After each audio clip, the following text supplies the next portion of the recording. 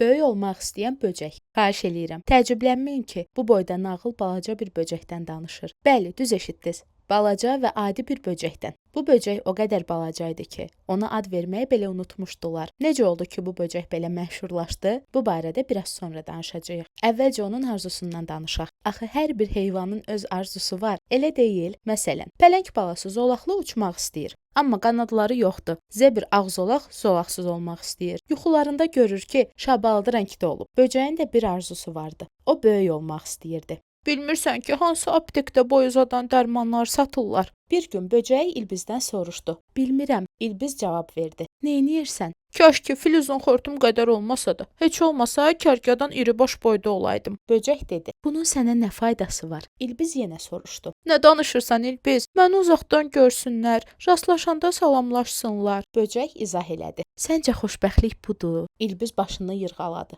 Bilmirəm. Əgər boy uzadan dərmanların hansı aptekdə satıldığını bilmirsənsə, gedim axtarım. Sağ ol. Böcək çıxıb getdi. Bir neçə dəqiqə sonra bir hadisə baş verdi. Kərkədan iri baş 40 yumurtadan qayğanaq bişirirdi. Elektrik sobasını söndürməyi unutdu. Belə hallarda nə baş verir bilirsiniz? Əlbəttə yanğın. Kərkədan iri baş qorxuya düşdü.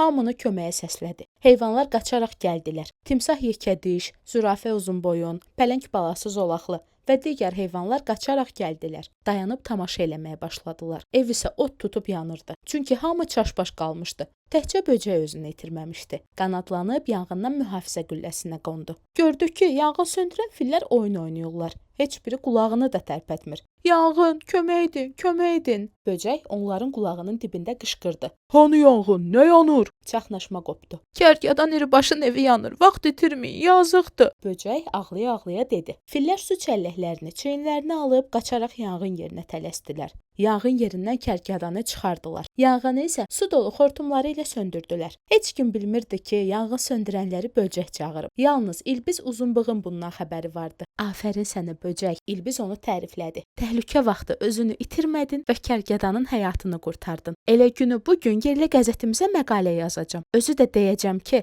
ən görünən yerində dərc eləsinlər. Mən neynədim ki? Kaş boy uzadan dərmanları tapaydım. Axı neynirsən dərmanları? Düzdür, sən balacasan, amma çox böyük ürəyin var. Əsas da budur.